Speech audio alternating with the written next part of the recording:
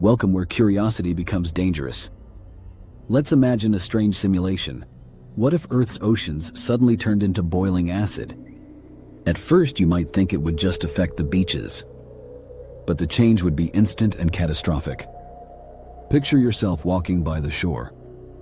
The waves don't crash anymore. They hiss and bubble like giant cauldrons. The smell in the air is sharp and metallic, burning your nostrils. The sea itself has become poison. The first victims would be ships. Cargo vessels, tankers, and fishing boats would dissolve like sugar cubes. Steel hulls would corrode in minutes. Paint, plastic, rope, everything eaten away until nothing but skeletal frames drift on the surface. For the unlucky crews, there's no time to escape. They wouldn't sink. They'd dissolve. Beneath the waves, life ends instantly. Fish, whales, coral reefs, all gone, as if deleted from existence. In a matter of hours, the oceans that once teemed with life are silent graveyards, bubbling like enormous chemical vats. And then the coasts.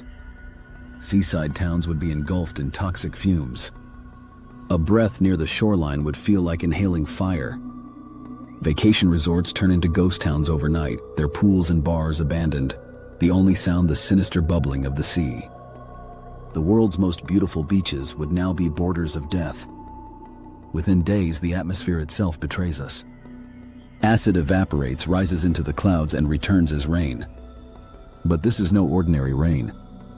Each drop burns through rooftops, corrodes cars, strips leaves off trees. A summer storm becomes a bombardment. Forests die in a single night. Fields of crops are erased. And people caught outside? Their skin would burn on contact. Civilization begins to unravel. Agriculture collapses. Water supplies are poisoned. Millions flee inland, desperate to escape the acidic storms.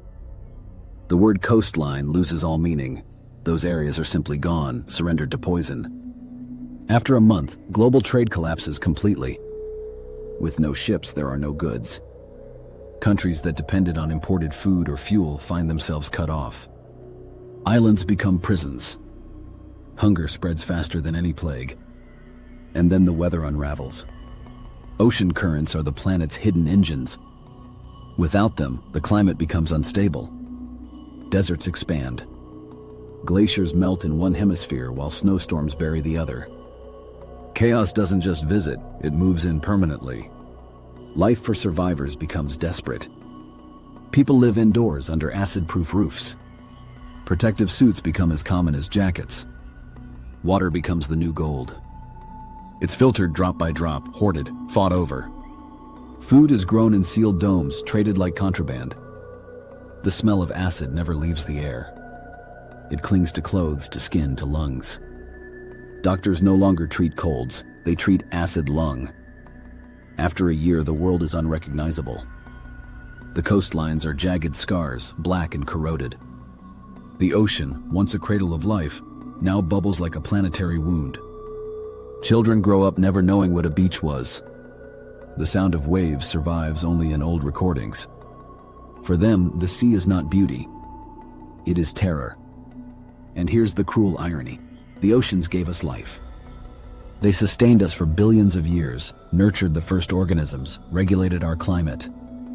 But in this simulation, the same oceans become executioners, stripping Earth of its future. This is, of course, just a thought experiment. But it reveals how dependent we are on forces we can't control. The same sea that gives us food and trade could, with one impossible twist, erase us in months. Now let's take the nightmare one step further.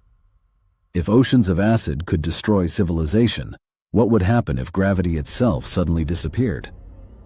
And if you don't want the next rainstorm to melt you like candy, hit like and subscribe to the channel. It won't stop the apocalypse, but at least it will keep your curiosity alive.